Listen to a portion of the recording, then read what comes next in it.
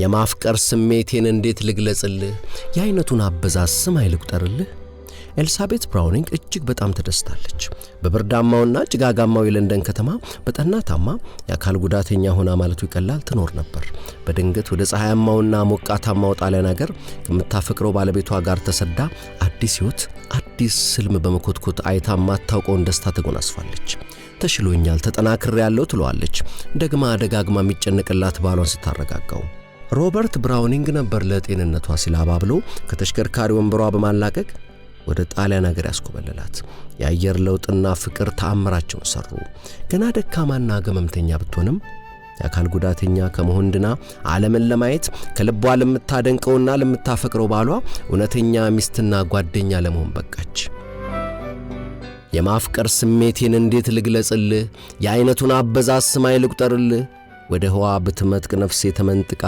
ወይ ብታሽቆለቁል መሬትን ሰንጥቃ ብትከንፍ እንደ ነፋስ ካድማስ ማዶ ርቃ የሚለውን ግጥሟን ከለታት ባንደኛው ቀን ብልጭ አደረገችለት ለንደን በነበረችበት ወቅት ሮበርት ብራውኒንግ ብቅ እያለ ሲያጫውታት የጻፈቻቸው ስንኞች ነበሩ ያኔ ህመምተኛ በስጩና ሆደባሻ ልጆቹ ባል እንዳያገቡ በሚያከላክል ጨካኝ አባቷ መዳፍ ስር ነበረች ግን ባልተቆጠበ ፍቅሩ ሮበርት ብራውኒንግ እየተመላለሰ ይጠይቃትና ክፍሏን በአበቦች ያስጌጥላት ነበር ፍቅሩን እየገለጸላትና እንድታገባው እየለመናት እንዲያ በተጨነቀችበትና የምታደርገው መላቅጡ በጠፋባት በሮበርት ብራውኒንግ ፍቅርና በአባቷ ቁጣ ፍዳዋን በመታየበት በዚያ ወቅት የፍቅር ግጥሞቿን የምትጽፈው በድብቅ ነበር ካለርሷ በቀር ማንም እንዳያይባት ተጠንቅቃ አሁን ላሳየው ይችላል አለች በልቧ አሁን ላሳየውና የቱን ያክል እንደማፈቅረው ይረዳልኝ ስለዚህ በአንድ ፀሐያማ ቀን አየሩ መንፈስን በሚያማልልበት በጸደይ ወቅት ሮበርት ብራውኒንግ የሚስቱን ተደብቆ የኖሩ የፍቅር ግጥሞች ለማንበብ በቃ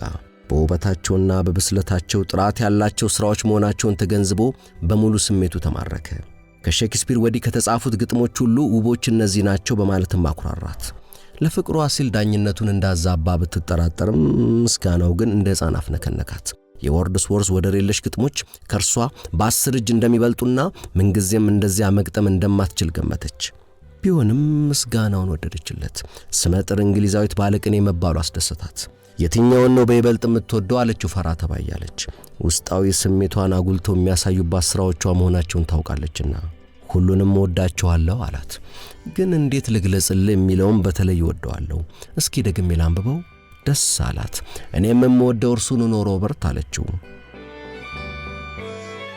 እንዴት ልግለጽልህ የማፍቀር ስሜቴን እንዴት ልግለጽልህ የአይነቱን አበዛዝ ስም አይልቁጠርልህ ወደ ህዋ ብትመጥቅ ነፍሴ ተመንጥቃ ወይ ብታሽቆለቁል መሬትን ሰንጥቃ ብትከንፍ እንደ ነፋስ ካድማስ ማዶ ርቃ የምጥቀት የጥልቀት የስፋቱ መጠን ይቅር አይወጋ የምትዋተትበት አንተኑ ፍለጋ የህልም ጉዞ ነው የሐሳብ መቀነት ግና ሰገነቷ ደርሳ የምታርፍበት የሰው ቁንጮ አንተነ የሞገስ አብነት ለየለት ህይወቴ ፍላጎት አንተውነ በመብራት በፀሐይ ሌት ተቀንምሻ ሰዎች ለመብታቸው እንደሚታገሉ አፈቅርሃለሁኝ ባለኛ አቅም ሁሉ ገሸሽ እንደሚሉ ካጓጉል ሽንገላ መዝንልኝ አንተ የፍቅሬን ወለላ እወድሃለሁኝ በሙሉ ስሜቴ በንጹህ ልቦና እንደ ልጅነቴ አፈቅርሃለሁኝ እስኪ ጠፋኝ ውሉ በድሜ ፈገግታ በስተንፋሴ ሁሉ ፍቅሬን ይለካ እንደው የምባዬ ጠብታ እስኪ ድረስበት ቆጥረ በትዝታ ልክ እንደ መላእክት የነፍሴ ከለላ ወድሃለሁ ይበልጥ ከሞትኩም በኋላ ሮበርት ብራውኒንግ በሚስቱ የፍቅር ግጥሞች ልቡ ከመነካቱ የተነሳ አሳትማ ለዓለም ህብረተሰብ እንድታበረክታቸው አበረታታት እንዲያ ማድረግ አልችልም ነበር መልሷ ይጻፍኳቸው ለማንም አይደለም ሮበርት ላንተ እንጂ ላንተ ብቻ ጠቃሚ ናቸውና በድብቅ ሊያዙ አይገባቸውም ሲል ወተወታት ማሳተም አለብሽ አላት በሚስጥር መጠበቃቸውን ብትመርጥም በመጨረሻ ተስማማችና ለህትመት በቁ ሮበርት ብራውኒንግ እንደገመተው ስራዎቿ ዝናዋንና የባለቅኔነት ሞገሷን በሚገባ አሳደጉላት ሐያሲያንም ግጥሞቿን እንከን የማይወጣላቸው ውብ ስራዎች በእንግሊዝኛ ስነ ጽሑፍ ውስጥ ከፍተኛውን ስፍራ የሚይዙ የፍቅር ግጥሞች እንደ ፍቅር ሕያው የሆኑ ስነ ግጥሞች እያሉ አወደሱላት በእነዚያ ውብ ስራዎቿም ስትታወስ ትኖራለች ሰላም እንደመሰነበታችሁ የሰማችሁትን አስገራሚ ታሪክ ያገኘሁት በሊሊያን ኤችለር ዋትሰን ተጽፎ መንግስቱ ወልደ ማርያም ተርጉመው ካሳተሙት ብልሽታ ከሊና ማህደር ከሚሰኘው ድንቅ መጽሐፍ ውስጥ ነው ዛሬ ከተለያዩ ምንጮች ያገኘኋቸውን አስገራሚ ታሪኮች ነው ማስኮመኩማችሁ። ቀጣዩን ታሪክ ያገኘሁት ከሻምበል አፈወርቅ ዮሐንስ ጠቅላላ ዕውቀት መጽሐፍ ውስጥ ሲሆን ዓለምን ያናወጠው ህልም በሚል ርዕስ ስር ነበር የቀረበው። ይህ እጅግ አስገራሚ ነገር የተከሰተው በጎርጎሮሳውያን አቆጣጠር በ1883 ሲሆን ታሪኩ እንዲህ ነበር። ዓለምን ያናወጠው ህልም።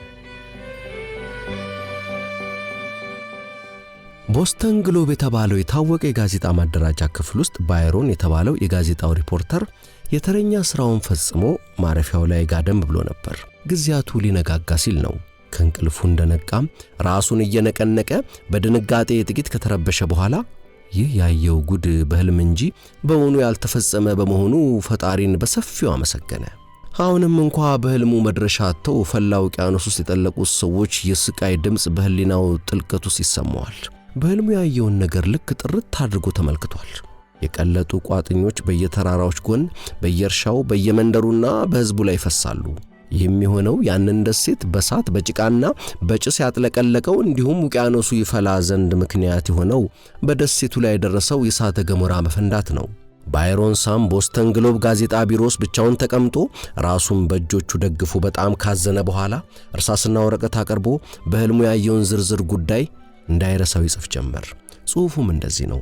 በጃቫ አቅራቢያ በምትገኘው ፓራላፔ በምትባለው ደሴት ላይ የሚኖሩ ህዝቦች በድንገት በፈነዳው እሳተ ገሞራ ምክንያት በቀለጠ እሳትና በባህር መሃል ሆነው ሲቅበዘበዙ መርከቦቻቸው ሰምጠው ውቅያኖሱን ፈልቶ መድረሻ ባጡበት ሰዓት እሳተ ገሞራው በአስፈሪ ሁኔታ ፈንድቶ የፓራላፔን ደሴት ከገጸ ምድር እንዳጠፋት የሚገልጽ ነው። በዚህ ጽሑፍ ላይ ባይሮን አንድ የመጨረሻ ቃል አሰፈረበት። ይህ ቃል ዋና ጉዳይ ነው የሚል ነው። ይህንንም ወረቀት ጠረጴዛው ላይ እንደተወ ቢሮውን ለቆ ሄደ።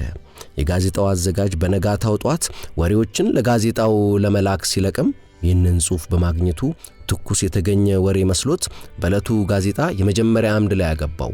ይህም ወሬ ሌሎቹ የቦስተን ጋዜጦች ያላወሩት በመሆኑ በጣም ትልቅ ጉዳይ ነው። አዘጋጁም የወሬውን ትልቅነት በማሰብም በስልክ የሌሎቹ አገሮች ጋዜጦችም ወሬውን እንዲያገኙት አደረገ። ይህ ታሪክ የተነገረው በነሐሴ 29 ቀን 1883 እንደ አውሮፓውያን አቆጣጠር ሲሆን ይሁንና ይህ ጉዳይ የቦስተን ግሎብ ጋዜጣ አደራጅውን ብዙ ችግር ውስጥ ጥሎታል። ምክንያቱም ሌሎች ጋዜጦች ጥያቄ ማቅረብ ጀመሩ። አደራጁም መልስ ለመስጠት የሚያውቀው ነገር ስለሌለ ሪፖርተሩን ፈልጎ ጥያቄ ያቀረበለት። እሱም በፍርሃትና በሐፍረት የትኩስ ወሬ የተገኘው ከህልሙ እንጂ ከእርግጠኛው ዓለም አለመሆኑን ገለጸ። እንዲያውም የባሰ ጉዳይ ተፈጠረ። ይኸውም በጃቫ ደሴት አካባቢ ፓራላፔ የሚባል ደሴት ያለመኖሩን ቤተ መጻሕፍት ወመዘክር ዘርዝሮ መግለጹ ነበር። በዚህም የተነሳ ባይሮን ሳም የተባለው ሪፖርተር ከሥራው ተወገደ። የቦስተን ግሎብ ጋዜጣ በራሱ አምድ ላይ ይህንን የህልም ወሬ መጽሐፉ አንሶ በየአገሩ ያሉት ጋዜጦች በየአምዶቻቸው ላይ እንዲጽፉ ምክንያት በመሆኑ ሌሎቹን ከዘለፋ ለማዳን በመጀመሪያው አምድ ላይ የይቅርታ ጥያቄ አቀረበ። በዚህም አድራጎቱ ባላንጣ ከሆኑት የጋዜጣ ክፍሎች የሳቅና የፌዝ የትችትም ማት ወረደበት። ይህ ከሆነ በኋላ ተፈጥሮ የራሷን ድርሻ ሰራች። በአሜሪካ የባህር ወደቦች አካባቢ ከፍተኛ ማዕበል ይነሳ ጀመር። ኋላም ህንድ ውቅያኖስ ላይ ትልቅ የመሬት መናወጥ እንደሆነ የሚገልጽ ወሬ ደረሰ። በውቅያኖሱ ላይ የተነሳው ከፍተኛ ማዕበል በሺ የሚቆጠሩ ሰዎችን ጨርሶ ብዙ መርከቦችም እንደወጡ ቀሩ። ቦስተን ግሎብ ጋዜጣ በሐፍረት ባደረገው ስህተት በሚጸጸትበት ሰዓት ሌሎች ጋዜጦች በየጊዜው የደረሰውን ድርጊት በአምዳቸው ላይ ማስፈርን ጀመሩ። ከአውስትራሊያም አየሩ ባስፈሪ ሁኔታ ፈነዳ የሚል ወሬ ደረሰ። ድርጊቱ በዓለም ላይ በብዙ ቦታዎችም አስተጋባ። ከጥቂት ቀናትም በኋላ ከማዕቱ የተረፉ አንዳንድ መርከቦች ይህ የአትሞስፈሩ ማዕበል 3 ጊዜ ምድርን ዞሮ በሰዎች ላይ ከፍተኛ ፍርሃትን ያሳደረና ሊቃውንቶችን ግራ እንዲገባቸው ያደረገ መናወጥ የተነሳው ካራካታው የተባለችው በሱንዳ ሰርጥ ላይ የምትገኘው ደሴት በእሳተ ገሞራ በመፈንዳቷ ከምድር ገጽ በተሰረዘች ጊዜ ነው ሲሉ አመለከቱ። በነገራችን ላይ የሱንዳ ሰርጥ ጃቫና ሱማትራ በሚባሉ የኢንዶኔዥያ ደሴቶች መካከል የሚገኝ የውሃ አካል ነው። እናም ጋዜጦች የድርጊት ዘመን የማይሽረው ከፍተኛ ታሪካዊ ወሬ ሲሆን በምድር የደረሰ ከፍተኛ መናወጥ መሆኑን ጻፉ። የዚህን ጊዜ የቦስተን ግሎብ ጋዜጣ አደራጅ ከስራው አባሮት የነበረውን የባይሮን ሳምን ፎቶግራፍ በመጀመሪያ ገጹ ላይ አወጣ። ግን ይህን ወሬ ሪፖርተሩ እንዴት አስቀድሞ እንዳወቀው አልገለጸም። ካራካታው የተባለችው ደሴት በ27 ነሐሴ መንቀጥቀጥ ጀምራ በማግስቱ ፈንድታ በ29 ነሐሴ ከምድረ ገጽ ተሰረዘች። ባይሮን ሳምን ቦስተን ላይ ተቀምጦ ምንም እንኳ ከዚህ ደሴት ግማሽ ዓለም ርቀት ቢኖረውም ህልሙን ያየው በዚያኑ ቀን ሌሊት ነበር። ግን ይህችን የጠፋች ደሴት ስሟ ካራካታው ሲሆን እሱ የጠራት ፓራላፔ ብሎ ነው። ይህም ለምን እንደሆነ ሳይታወቅ ብዙ ዘመን ቆይቶ አንድ ቀን ከሆላንድ የታሪክ ማህበር አንድ አሮጌ ካርታ መጣለት። እዚህም ካርታ ላይ ካራካታው ከ150 ዓመት በፊት በነበራት ስሟ ተመዝግባለች። የዚህን ጊዜ ስሟ ፓራላፔ ነበር።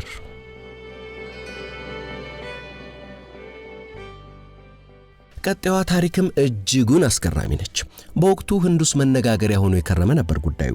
የጉዳዩን እውነትነት ለማረጋገጥ የተቋቋመ አጣሪ ቡድን ከጉዳዩ ጀርባ ምንም አይነት ማጭበርበር እንደሌለበት ገልጿል። ነገሩ ደግሞ የመወለድን ነገር የተመለከተ ነው። የምስራቁ ዓለም ሃይማኖቶች የሰው ልጅ ሲሞት ዳግም ይወለዳል የሚል ግንዛቤ አላቸው። ግን እውኔ ነገር እውነት ይሆን እንዴ ብላችሁ አስባችሁ ታውቁ ይሆን? በጳውሎስ ኞኞ አስደናቂ ታሪኮች ቅጽ 1 ውስጥ ይህን የተመለከተ እውነተኛ ታሪክ ቀርቧል። የሞተ ሰው እንደገና ይወለዳል በሚል ርዕስ ስር ጉዳዩ የተከሰተው በጎርጎሮሳውያኑ 1926 ልክ የዛሬ 100 ዓመት ሲሆን ኦሾም በአንድ መጽሐፍ ውስጥ ይህን ጉዳይ አንስቶ በዝርዝር ተናግሯል። እውን የሞተ ሰው እንደገና ይወለዳል? ታሪኩ ነው። የሞተ ሰው እንደገና ይወለዳል? በ1926 ዓመተ ምህረት በህንድ ሀገር በደሊ ከተማ አንዲት ልጅ ተወለደችና ስሟ ሻንቲ ዴቪ ተባለ። ሻንቲ በተወለደች በ3 ዓመቷ ስለ ባሏና ስለ ልጆቿ ማውራት ጀመረች። ይህ ነገር እየተደጋገመ በመሄዱ እናትየዋ ተቸግራ አንድ ቀን የምን የባል ነገር ነው የምታወሪው አለቻት። ሻንቲ አንገቷን ደፋ አደረገችና ባሌ ኬዳርናት ይባላል። እኔና ባሌ የምንኖረው ሙትራ የሚባል ሀገር ነበር። አንድ ወንድ ልጅም ዛሬ የሚኖረው ከአባቱ ጋር ነው። እኔም የሞትኩት እሱን ስወልድ ነው አለቻትና የቤቷን ሁኔታና ስርዓት ምንጣፉ ሁሉ ሳይቀር ዘርዝራ ነገረቻት። ሻንቲ እብድነሽ ተባለችና ከሐኪም ዘንድ ተወሰደች። ከሐኪሙም ዘንድ ሄዳ ብትጠይቅ ለእናቷ ያወራችውንና ሌላም ጨምራ ለሐኪሙ ነገረችው። በተለይ ሐኪሙን ያስደነገጠው እኔ እኮ በ1925 ዓመተ ምህረት በወሊድ ምክንያት የሞትኩት ሉጂ ነኝ ብላ ነገረችው። በደሊ ከተማ ከመወለዷ ከአንድ ዓመት በፊት ማለት ነው። ህመሟም ሆነ ምኗ ሳይታወቅ የሻንቲ ዕድሜ 7 ዓመት ሞላ። ብዙ ሐኪሞች እየተሰባሰቡ ይህንን ቆቅልሽ ለመፍታት ሞከሩ፣ አልቻሉም። በ8ኛ ዓመቷ አጎቷ ፕሮፌሰር ኪሼን ቻድ ጉዳዩን ለማጥናት ወሰነ። ፕሮፌሰር ኪሼን ልጅቷ በነገረችው አድራሻ መሰረት ደብዳቤ ጽፎ ልጅቷ ባሌ ለምትለው ሰው ወደ ሙትራ ከተማ ደብዳቤ በፖስታ ቤት ላከ። በደብዳቤውም ላይ በ1925 ዓመተ ምህረት በወሊድ የሞተች ሉጂ የምትባል ሚስት ነበረች ወይ የሚል ጥያቄ ላከ።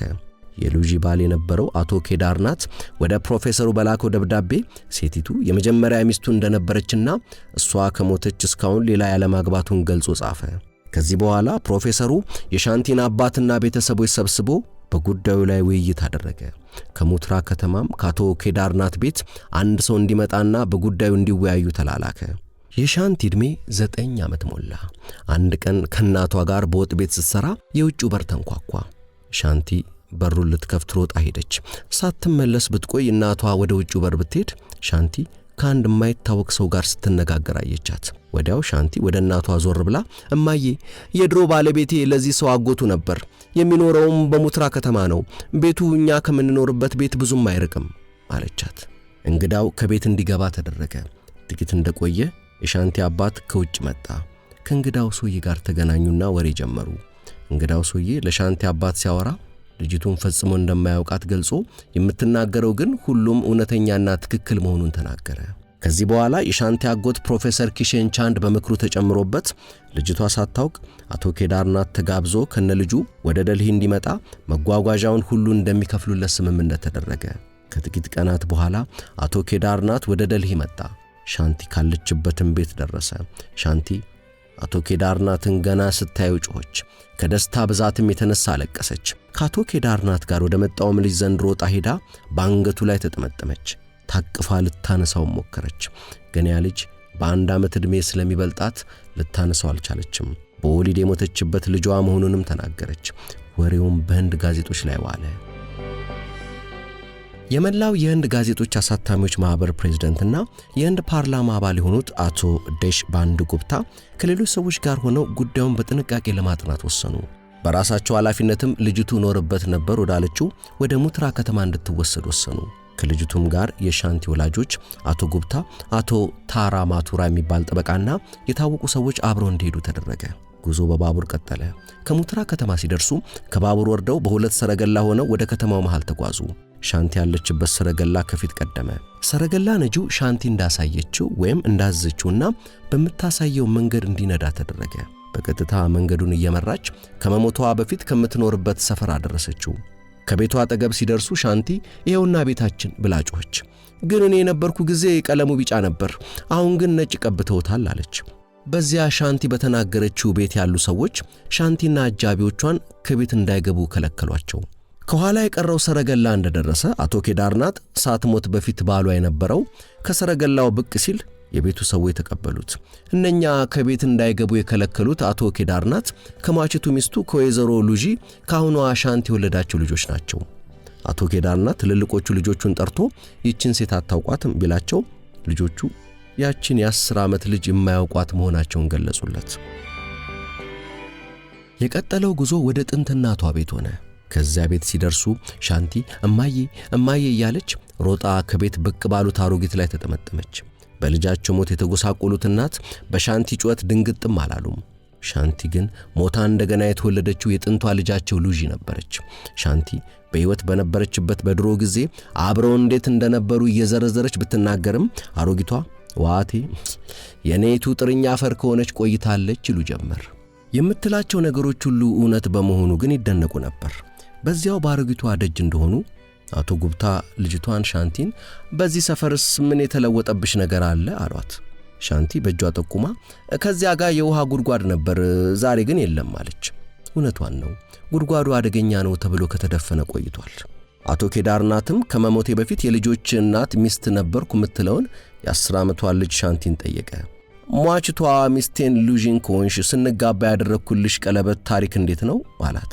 ሻንቲም አንተኮ ቀለበቱ የጠፋ መስሎሃል፣ እኔ በወሊዱ ምክንያት ድንገት በመታመሜና በመሞቴ ነው እንጂ ቀለበቱን ያስቀመጥኩበትን ቦታ ነግርህ ነበር።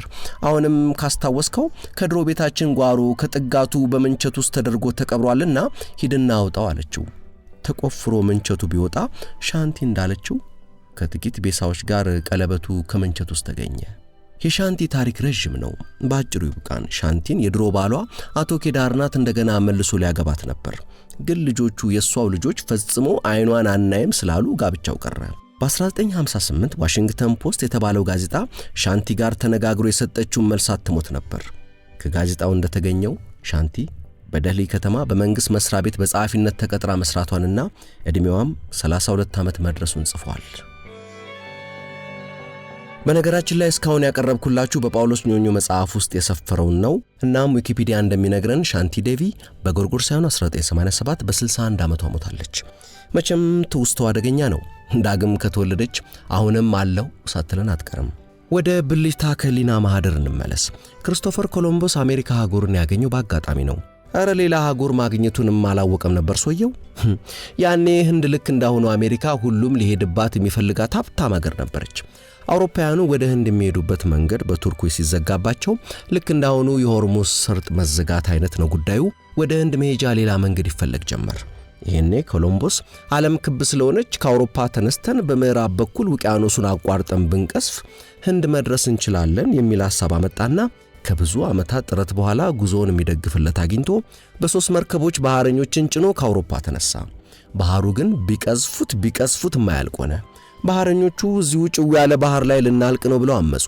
እርሱ ግን ቀጥሉ ይል ጀመር። ያው በስተመጨረሻ ህንድ የመሰለቻቸውን ደሴት አገኙ። ሰዎቹንም ህንዶች አላቸው ኮሎምቦስ። እውነታው ግን ህንድ አልደረሱም። ይልቁንም በአውሮፓና በህንድ መሃል ለካንስ መኖሩን ያላወቁት አህጉር ነበርና እሱን ነበር ያገኙት፣ አሜሪካን። ኮሎምቦስ ግን እድሜ ልኩን ህንድን እንዳገኘ ነበር የሚያስበው። በነገራችን ላይ በባህር ጉዞ መሃል አሜሪካ አህጉር ባትኖር ኖሮ በውቅያኖሱ ስፋት ሳቢያ ህንድ ሳይደርሱ ሊያልቁ ይችሉ ነበር። ለማንኛውም ባህረኞቹ በጉዞ ላይ ያመጹበት ተቸግሮ የነበረው ኮሎምቦስ በጽናትና ብልሃት ባህረኞቹን እየመራ አዲሲቷን አህጉር ሊያገኙ በቁ። ይህን አስመልክቶ ብልታ ከህሊና ማህደር ውስጥ ያገኘዋት ታሪክ እንዴት ትጥማለች መሰላችሁ? ይቹት ኮሎምቦስ አትላንቲክ ውቅያኖስን ለመጀመሪያ ጊዜ ሲያቋርጥ ያጋጠመውን ችግር በማስታወሻ ደብተሩ ላይ ያሰፍር ነበር። እንዲህ ያለ ጣጣ ገጥሞን በእንዲህ ያለ መንገድ መክተነው በዚህ ቀን ጉዟችንን ቀጠልን እያለ ኮሎምቦስ ያሰፈራቸውን ቃላት ጆኩዊን በተመስጦ ያነባል። መርከበኞቹ ተስፋ በመቁረጥ በየዕለቱ እያንገራገሩ እንዴት ያውኩት እንደነበርና ኮሎምቦስም በወኔ ቀጥሉ ቀጥሉ አሁንም ቀጥሉ እያለ እንዴት ይመራቸው እንደነበር ወለል ብሎ ታየው። ጆኩዊን ሚለር አይኖቹ እየተንቦጎቦጉና ጭንቅላቱን እንደ ሳት እየጋለበት ከተቀመጠበት ተነስቶ ይንጎራደድ ጀመር። የኮሎምቦስ መርከቦች በማዕበል ተጎድተው መርከበኞቹ ለአመስ ተነሳስተው ችግራቸው እየተባባሰ ሲሄድ ኮሎምቦስ ግን ተስፋ በመቁረጥ ፈንታ በዓላማው ጸንቶ ለአደጋና ለረሃብ ለበሽታና ለሞት ቢጋለጡም ግባቸውን ባለመዘንጋት ጉዟቸውን እንዲቀጥሉ ማድረጉ ጆኩዊንን በእጅጉ አስገረመው። ምን አይነት ትዕግስት ቢኖረው ነው ሲል አሰበ። ቀጥሉ ቀጥሉ የሚሉት ቃላትም በጆኩዊን ሚለር ህሊና ደግሞ ደጋግመው ያቃጭሉ ጀመር። እነ ኮሎምቦስ ወደሚንሳፈፉበት ወደ አትላንቲክ ውቅያኖስም በሐሳቡ ዘለቀ። የማዕበሉ ማስገምገምም ተሰማው። እናም ኮሎምበስ የተሰኘውን ዝነኛ ግጥሙን ጻፈ። ኮሎምበስ ወደ ኋላ ቢያዩ ባህሩ ተንጋሏል፣ ወደፊት ቢቃኙ ያው ባህር ተንጣሏል። መርከባቸው ገፋች፣ ጉዟቸው ቀጠለ። ግና ፍርሃቱ ጦት መንፈሱ የዛለ ከመካከላቸው አንዱ ብድግ አለ። የፈጣሪ አለ ረምን ይሻላል፣ ብርሃን ደብዛው ጠፍቶ ጨለማው ጦናል ብሎ ቢዘላብድ አቋርጦት በመሃሉ ቀጥሉ ቀጥሉ አሁንም ቀጥሉ አለዋ ኮሎምቦስ በሚያስፈራው ቃሉ። መርከበኛው ፈዞ አፉን እያበሰ ኮሎምበስን አለው እያለሳለሰ። ሰዎቹ እንደሆነ ማመስ ጀምረዋል፣ አካላቸው ዝሎ አጥንታቸው ገጧል። ነገ ማለዳ ላይ የብስ ሳናይ ብንቀር ምን እንደምላቸው ንገረኝ በእግዚአብሔር። ታዲያ ምን ቸገረ? ምንስ ያደርጋሉ ብለህ እዘዛቸው። ቀጥሉ ቀጥሉ አሁንም ቀጥሉ። ሄደች መርከቢቷ በነፋስ ተገፍታ። መርከበኛው አለው እያመነታታ፣ ነፋሱ እንደሆነ አቅጣጫውን ስቷል። እግዚአብሔርም አላየን አገር ጥሎ ጠፍቷል። ኧረ አንድ ነገር በል አለቅን እኮ ጌታው፣ ከዚህ ሰጥመን ብንቀር ፈጣሪ እንኳን ያውቀው። ምላሹ ያው ሆነ አልቀየረም ቃሉ ብሏቸው አረፈው። ቀጥሉ ቀጥሉ አሁንም ቀጥሉ። ነጎድ ወደፊት ሄዱ ጭልጥ ብለው። መርከበኛው አለው ትንፋሽ እያጠረው፣ ዛሬስ ይሄ ባህር ጥርሶቹን አግጧል፣ አፉን ወለል አርጎ ሊውጠን አድብቷል። ሊነክሰን ከጅሎት ያፋጫል ጥርሶቹን፣ ምን አርጉ ትላለ ሲጨልም ተስፋችን።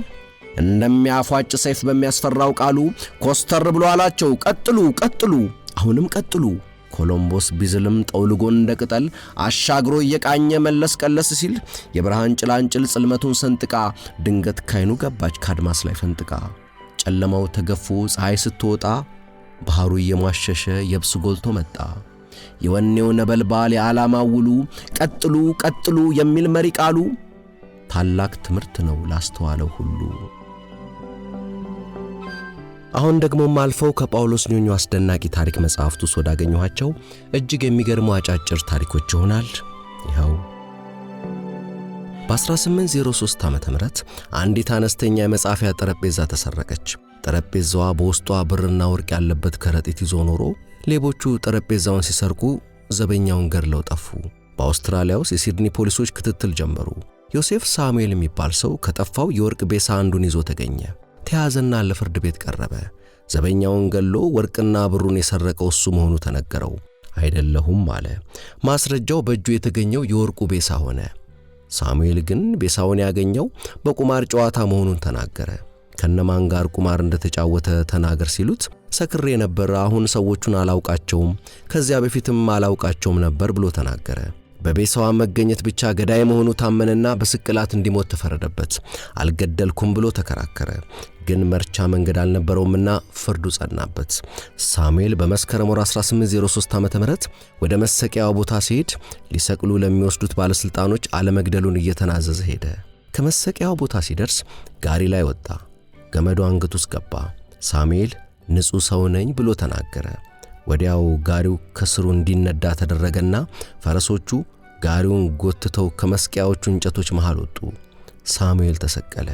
ወዲያውኑ ገመዱ ተበጥሶ የፊጥኝ የታሰረው ሳሙኤል በግንባሩ ከመሬት ላይ ተደፋ። ተመልካቹ ሕዝብ ተንጫጫ።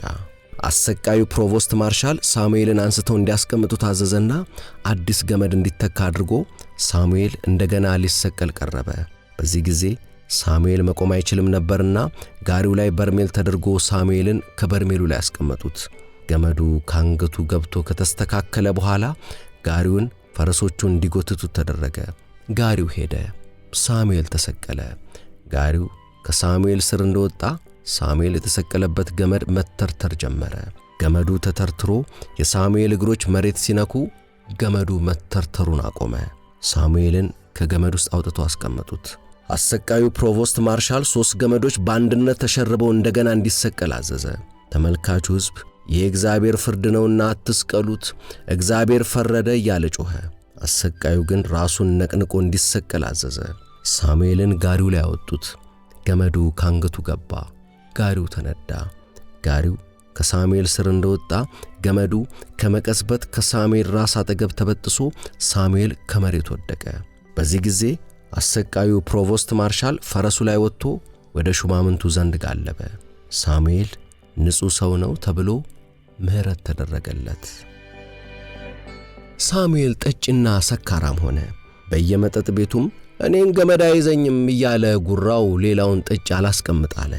ገመዱን በግዙፍነቱና በጉልበቱ የበጠሰ ይመስል ረብሸኛና ተዘባናኝ ሆነ። ይህንኑ ጉራውን ሲነዛ አንድ ጓደኛው አንድ ቀን ያንን በእግዚአብሔር ፍርድ ወጣኸው፣ አሁን ግን ለጉራ አይሆንምና ዳግመኛ አትናገር፣ ይልቅስ እግዚአብሔርን አመስግን ቢለው ሳሙኤል ተሳደበ። አንድ ይህን ነገር ይመለከት የነበረ ሰው በእጁ ይዟት የነበረችውን አንዲት ልጥ ለሳሙኤል ወረወረለት። ሳሙኤልም ያችን ልጥ ቀልቦ ከጣሪያው ላይ አበታትና በልጥ በመደፈሩ እየተበሳጨና በማሾፍም እየሳቀ ካበታት ልጥ ውስጥ ራሱን አገባና አካሉን ከቆመበት ወንበር ላይ አፈናጠረው። በዚያው ዥው ዥው እየተጫወተ ቀረ፣ ሞተ።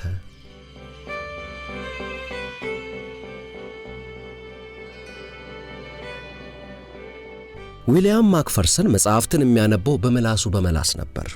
ማክፈርሰን የተወለደው እንደ አውሮፓውያን አቆጣጠር በ1866 የካቲት 5 ቀን በስኮትላንድ ሀገር ኢንቨርኔስ በተባለ ከተማ ነበር። በልጅነቱ እንደ ማንኛውም ልጅ ማንኛውንም ትምህርት በመማር አደገ። በ1883 ሚስት አገባና ወደ አሜሪካ ሀገር ሄዱ። በዚያም ኮሎራዶ በተባለው አውራጃ ተቀጥሮ ሲሰራ የተቀበረ ድማሚት ድንገት ፈንድቶ ማክፈርሰንን 11 ሜትር ያክል ሽቅ ባጉኖ መለሰው። ከዚያም ከወደቀበት ቦታ ሰዎች ሲያነሱት 2 እጆቹ ተቆርጠውና 2 አይኖቹ ጠፍተው አገኙት። እንደ ሌሎች ማየት የተሳናቸው ሁሉ በብሬል መጻፍና ማንበብን እንዳይማር እጅ የለውም። በዚህ ምክንያት በምላሱ በመዳሰስ ማንበብን መማር ጀመረ። እንደምንም ተጣጥሮ ከተማረ በኋላ መጽሐፍትን በምላሱ እየዳሰሰ ማንበብ ቻለ። የመጽሐፍ የገጽ ምንባቡ ሲያልቅም ገጾቹን የሚገልጠው በምላሱ ነው። ጽሑፉ ግን የግድ በብሬል ሊሆን ይገባል። በኪየቭ ከተማ 2 ሰዎች በጥፊ የመመታታት ውድድር አድርገው ነበር። ውድድሩ በተጀመረበት ዕለት ሲጠፋጠፉ ውለው አሸናፊ ጠፋና እንደገና ሌሊቱን ቀጠሉ። ባጭሩ 36 ሰዓታት ሙሉ በጥፊ ተደባደቡና አሸናፊው ሳይለይ በመቅረቱ ተመልካቹ ሕዝብ ለሁለቱም አጨብጭቦላቸው ዳኞች ገላገሏቸው። በአሜሪካን ሀገር በክሌቭላንድ ከተማ በ1911 ዓ.ም ብሊፐርና ትሬምብላይ የተባሉ ሰዎች ነፃ ትግል መታገል ጀምረው ያለማረፍ ለ7 ሰዓት ከ43 ደቂቃ ከታገሉ በኋላ ተገላግለዋል። በዚህም የትግል ጊዜ ውስጥ አንዱም አንደኛውን አልጣለም። በ1904 ዓ.ም የሩሲያና የጃፓን ጦርነት እንደተጀመረ መስኮባዊ ነጋዴ አቶ ሉማኪን ከሐምሌ 1 ቀን 1904 ዓ.ም በፊት ጃፓኖች ሰላም እንዲሆን ይጠይቃሉ ብሎ ተወራርዶ ነበርና ተረታ። ስለተረታም የውርርዱ ጭብጥ የነበረውን ጫማውን ቀቅሎ እንዲበላ ተደርጎ በላ። ከክርስቶስ ልደት በፊት ከ246 ዓመተ ዓለም እስከ 210 ዓመተ ዓለም ድረስ ቻይናን ይገዙ የነበሩት ግርማዊ ቺንሺ ሁዋንግቲ 13140 ሚስቶች ነበሯቸው። ከነኚህ ሚስቶቻቸው 2800 ልጆች አስወልደዋል። በቤተ መንግስታቸው 10000 የመኝታ ክፍሎች ስለነበሯቸው በእያንዳንዱ ክፍል አንዳንድ ቀን ብቻ በማደር 27 ዓመታት ተሳልፈዋል። ግርማዊ ቺንሺ ሁዋንግቲ እስከ ዛሬ ድረስ ዝነኛ የሆነውን የቻይናን ግንብ ያስገነቡ ናቸው። አሁን በዓለም ላይ ያሉ ነገስታቶች ሲናገሩ እኛ እያሉ ነው። ይህንንም እኛ ማለት የጀመሩት እኚሁ ንጉሠ ነገሥት ናቸው ይባላል። የግራናዳው ንጉሠ ነገሥት አብደላ ኢዛካል ከ1485 እስከ 1491 ግራናዳን ገዝተዋል። ግራናዳ የምትገኘው በዛሬቱ ስፔን ውስጥ ነው። ንጉሥ አብደላ ኢዛካል መንግሥታቸውን በ5 ሚሊዮን የዘመኑ የወርቅ ገንዘብ ሸጡት። ከዚያም ይህን ገንዘብ ከያዙ ወዲያ ለየትኛው ዓለም ብዬ እጨቃጨቃለሁ፣ ዓለሜን አይቼ በሰላም መሞት አለብኝ ብለው ዓለምን ለማየት ተነሱ። በመጀመሪያ ወደ አፍሪካ መጥተው ብዙ ሀገሮችን ጎበኙ። ከፌዝ ሲደርሱ የፌዝ ንጉሥ እኚህን ሰው ያሰራቸው። ፌዝ ወይም አረቦቹ እንደሚሏት ፌዝ ሞሮኮ ውስጥ የምትገኝ ምርጥ ከተማ ነች። በዚያን ዘመን የታወቀች የንግድና መናገሻ ከተማ ነበረች። የፌዝ ንጉሥ እኚህን ለገንዘብ ብለው መንግሥታቸውን የለቀቁትን ሰው ካሰሯቸው በኋላ 2 ዓይኖቻቸውን አጥፍተው ለቀቋቸው። ከዚህ በኋላ እኚህ ታላቅ ሰው የልመና ተግባር ጀመሩ። የሚለምኑትም በጀርባቸው ላይ በአረብኛ የተጻፈበት ሰሌዳ ተሸክመው በመዞር ነበር። በሰሌዳው ላይ ያለው ጽሑፍ በአማርኛ ሲተረጎም ይህ ዕድለ ቢሱ የግራናዳ ንጉሥ ነው ይላል። በዚህ አይነት ኑሮ ለ12 ዓመታት ከኖሩ በኋላ ሞት ገላገላቸው። በ1234 ዓመተ ምህረት ፈረንሳዊ ፖኩረን በተደጋጋሚ ሌብነቱ ስላስቸገረ የዘመኑ የፈረንሳይ ፍርድ ቤት በስቅላት እንዲገደል ፈረደበትና ሆኖም አመሉን የምታስተው ደሃ ሴት አገባዋለሁ ባሌም አድርጌ በደና አኖረዋለሁ የምትል ሴት ከተገኘች ስቅላቱ እንዲቀርለትና ለሴትየዋ እንዲሰጥ ሲል በተጨማሪ ፈረደ። ይህን ጥያቄ የምታቀርብለት ወይም ባል አድርገዋለሁና ለኔ ስጡኝ የምትል ሴት ጠፍታ ሊሰቀል ተወሰደ። ከመሰቀያው ቦታ ደርሶ ሊሰቀል ገመዱ አንገቱ ሲገባ አንድ እግር ያላት አስቀያሚ አሮጊት መታ አትስቀሉት፣ እኔ ባሌ አድርጌ አኖረዋለሁና ለኔ ስጡኝ ብላ በፍርዱ መሰረት ሰውየውን ለማዳን ጠየቀች። የመሰቀያው ገመድ አንገቱ ገብቶበት የቆመው ፖኩረን ሴትየዋን አቆልቁሎ አየና ወዲያውኑ ወደ ሰቃዩ ዞር ብሎ ወንድም ለምን ሥራ ትፈታለህ? ይህችን አስቀያሚ አሮጊት ከማግባት አንገቴ ላይ ያለውን የመሰቀያዬን ገመድ ባገባ ይሻለኛልና ሰቅለኝ ወደምትሄድበት ሂድ ብሎት ተሰቅሎ ሞተ።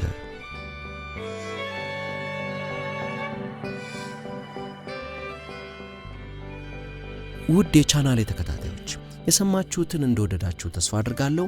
ይህን የሰማችሁትን ወይም ወደ ቻናሌ ጎራ ብላችሁ የወደዳችኋቸውን ለወዳጆቻችሁ ማጋራቱን አትርሱ። ሰላም።